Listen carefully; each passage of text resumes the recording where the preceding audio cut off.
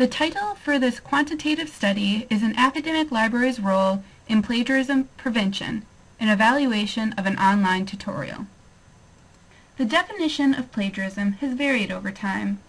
Jean Liddell describes plagiarism as the act of using someone else's words, ideas, organization, drawings, design, illustrations, statistical data, computer programs, inventions, or any creative work as if it were new and original to you.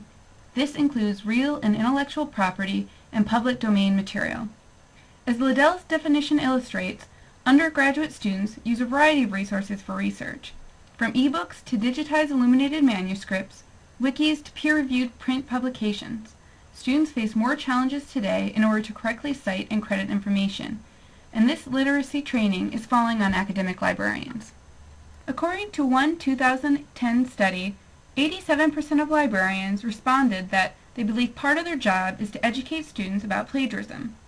According to this same study, 28% of librarians use online tutorials as a teaching tool. Yet little research has been conducted about whether students find online instruction an effective tool for learning about plagiarism. Past studies have focused on online tutorials as a method to teach students correct citation formats. Magizes and Garrison conducted a study of the effectiveness of an online tutorial, APA Exposed, and analyzed whether an online citation tutorial can be an effective response to a need for instruction on how to correctly cite sources in an academic environment.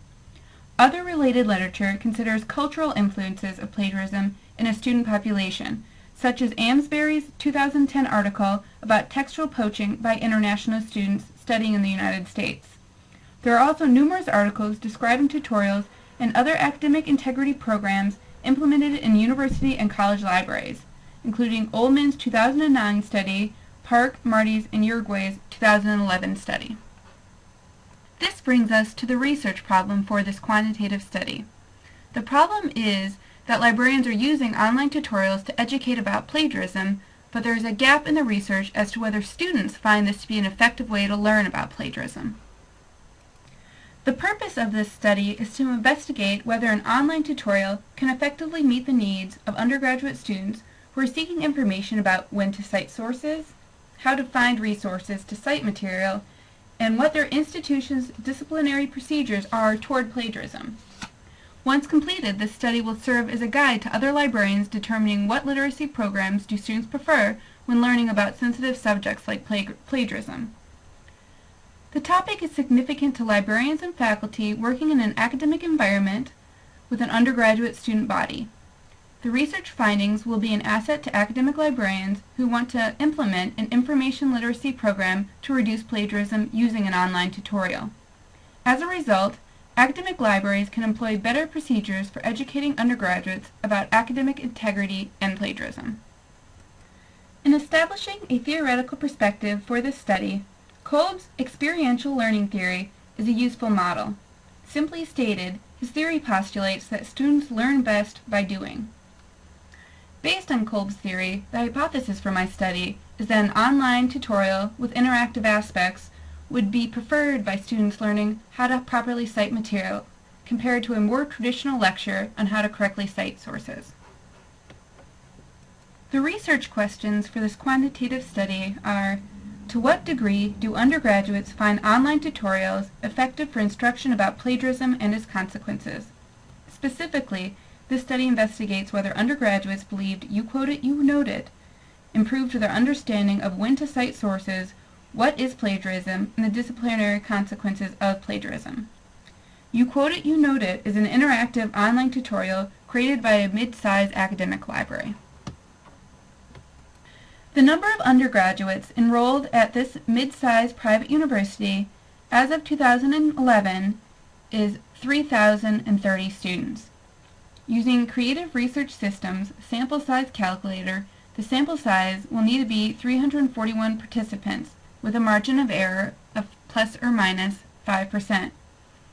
All undergraduates in the admission database will be assigned a number.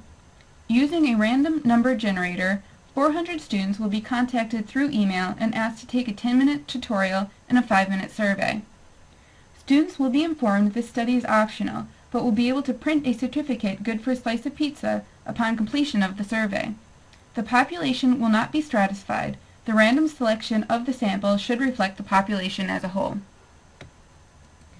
The purpose of this survey is to evaluate whether undergraduate students enrolled at a mid-sized private university find You Quote It, You Note It, an online tutorial published by Vaughan Memorial Library, to be a useful tool for understanding plagiarism.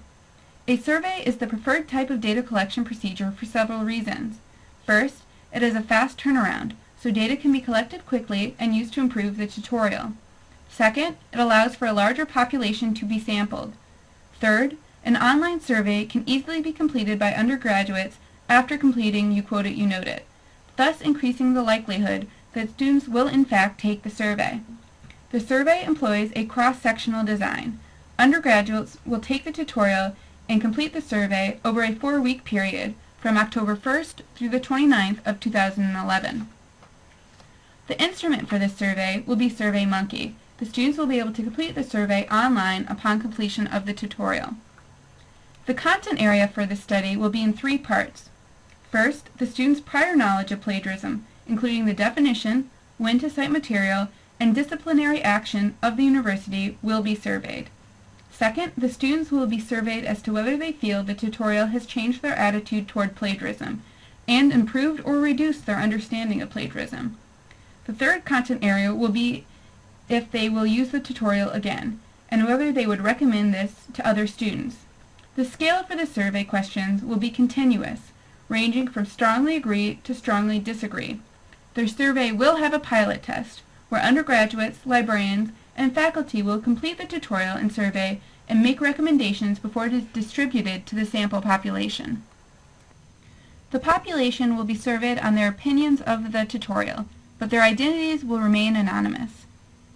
All students must be at least 18 years old to complete the survey. When beginning the tutorial, students will be informed of an optional survey at the end of the program.